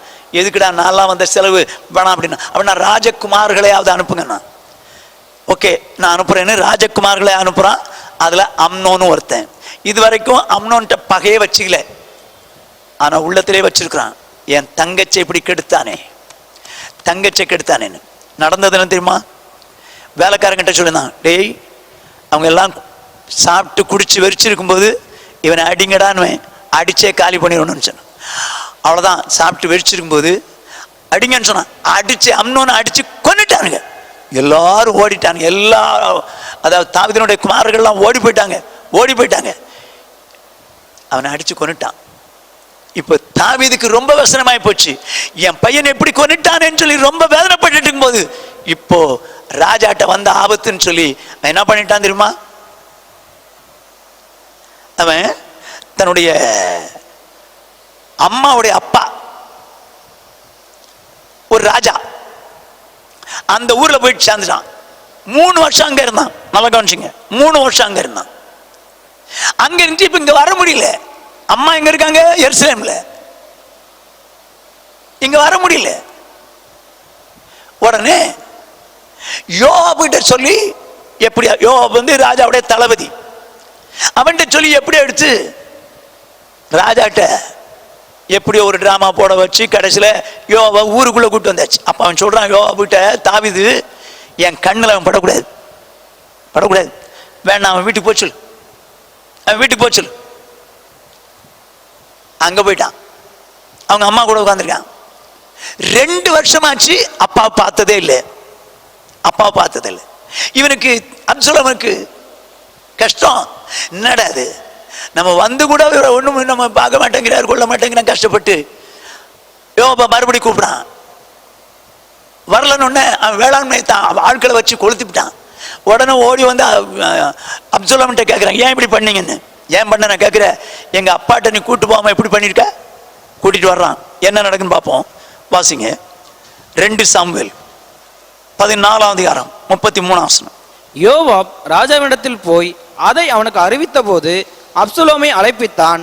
அவன் ராஜாவினிடத்தில் வந்து ராஜாவுக்கு முன்பாக தரையிலே முகங்குப்புற விழுந்து வணங்கினான். அப்பொழுது ராஜா அப்சலோமை முத்தமிட்டான். பழையதெல்லாம் மறந்துட்டு முத்தமிட்டான், அணைத்தான். எப்படி? ராஜா பழசெல்லாம் மறந்துட்டு அவன் அணைச்சு முத்தமிட்டான். ஆனால் இந்த அப்சலோம் தாவீதினுடைய காரியத்தில் உண்மை இல்லாதவனா போயிட்டான். என்ன நடந்தது தெரியுமா? 15ஆம் அதிகாரம் 1ஆம் வசனம் படிங்க. இதற்கு பின்பு அப்சலோம் ரதங்களையும் குதிரைகளையும் தனக்கு முன் ஓட 50 சேவகரையும் சம்பாதித்தான். எப்படி? குதிரைகள், ரதங்கள், காலாட்கள், இவங்கெல்லாம் தனக்குன்னு சம்பாதிச்சான். அவன் இருக்கிறது தாவீதினுடைய ராஜ்யத்தில். தாவீதை தேடி வரும்போது பின்னால் நீங்க 6ஆம் வசனம் வரைக்கும் பார்க்கலாம். தாவீதை தேடி வர்ற மக்கள் எல்லாம் அணைச்சி கட்டி பிடிச்சி அங்க போனா நீதி கிடைக்காதுன்னு சொல்லி என்ன பண்ணலாம் தெரியுமா? என்ன பண்ணிட்டான்? அந்த மக்கள் எல்லாம் கவர்ந்துட்டான். திடீர்னு சொல்லி அப்சலோம் ராஜாவானான்னு சொல்லி கத்த சொன்னான். அப்சலோம் ராஜாவாயிட்டான். தாவீது அப்சலோம் விட்டு போயிட்டான். ஆனா ஒரு யுத்தம் வந்தது. என்ன நடந்தது? அப்படிய ஆயுததாரி பார்த்தான். அவன் கருவாலி மரத்துல இந்த அப்சலோம் தொங்குறான். வானத்துக்கு பூமிக்கு இடையில கழுத ஓடிச்சு. ஆயுததாரி அவன் சொல்றான் யோவாபிட்ட, ஏன்டா இது மாதிரி அடிக்காம வந்த? நேரே போனான். 3 ஈட்டியை வச்சு குத்துன்னு குத்துறான். 10 வேலைக்காரர் வந்தாங்க, அடிச்சே கொன்னுட்டாங்க, கல்லை வச்சு மூடி போயிட்டாங்க. அருமையான சௌரியே, அடுத்த விஷயத்துல உண்மை இல்லாதனால வாழ்க்கை எப்படி முடிஞ்சது பார். அடுத்த விஷயத்துல உண்மை இல்லையே அப்சலோமுக்கு. உன் வாழ்க்கை கொஞ்சம் யோசித்து பார். அடுத்த விஷயத்துல உண்மை இல்லாத மாதிரி நடந்த உன் வாழ்க்கையில கஷ்டங்களை அனுப்ப தேவ சமூகத்தில் போய் நிற்க முடியாது. என்ன சொல்ல போற? ஆண்டவரே, அடுத்தவங்க விஷயத்துல நான் உண்மையா இருக்க விரும்புறேன், என்னை ஒப்பு கொடுக்கிறேன். ஆண்டவரே, என்னை ஒப்பு கொடுக்கிறேன். என்னை நம்பி தந்த அடுத்தவங்களுடைய காரியத்தில், அது பணமோ, எனக்கு வேலையோ, என்னுடைய குடும்பமோ, ஆண்டவரே நான் அடுத்த விஷயத்தில் உண்மையா இருக்க விரும்புறேன். யோசேப்பை போல, தானியேலை போல அடுத்த விஷயத்தில் உண்மையா இருக்க ஒப்பு கொடுக்குறேன். ஆண்டவர்கிட்ட ஒப்பு கொடுக்கலாமா? எல்லாரும் அப்படியே கண்களை மூடி ஆண்டவரை நோக்கி பார்க்கலாமா? ஜீசஸ், எங்களை நேசிக்கிற எங்கள் மகா பரிசுத்தமுள்ள எங்கள் பரலோக பிதாவே, உம்முடைய பரிசுத்தமுள்ள நாமத்தை வாழ்த்தி ஸ்தோத்திரிக்கிறோம். கிருபை இரக்கமுள்ள தேவனே ஸ்தோத்திரிக்கிறோம். ஆண்டவரே, இந்த நல்ல நாளிலும் கூட நாங்கள் உண்மையுள்ளவனாய் இரு என்கிற தலைப்பின் கீழே உம்முடைய வார்த்தைகளை தியானிக்க உதவி செய்தீர். அடுத்தவனுடைய காரியத்தில் நாங்கள் உண்மையா இருக்க வேண்டும் என்று சொல்லி நீர் எங்களுக்கு சொல்லித்தந்த வசனங்களுக்காக ஸ்தோத்திரிக்கிறோம். யோசேப்பு அடுத்தவனுடைய காரியத்தில் உண்மையா இருந்தானே, தானியேல் அடுத்தவனுடைய காரியத்தில் உண்மையா இருந்தானே, அப்படியே நாங்களும் ஆண்டவரே எங்களுக்கு கொடுக்கப்பட்ட வேலைகளிலே உண்மையா இருக்க கர்த்தர் கிருபை செய்வீராக. பிரதான ஆசாரியராகிய இயேசுவை நாங்கள் கவனித்து பார்த்து அவரை போல் உண்மை உள்ளவர்களாய் நாங்கள் வாழ உதவிச்சீங்க. எதை செய்தாலும் மனுஷருக்கு என்று செய்யாமல் கர்த்தருக்கு என்று மனப்பூர்வமாய் செய்து பரலோகத்திலே பலன் பெற்றுக் கொள்ளட்டும். இயேசு கிறிஸ்துவின் இன்ப நாமத்தில் பிதாவே, ஆமென்.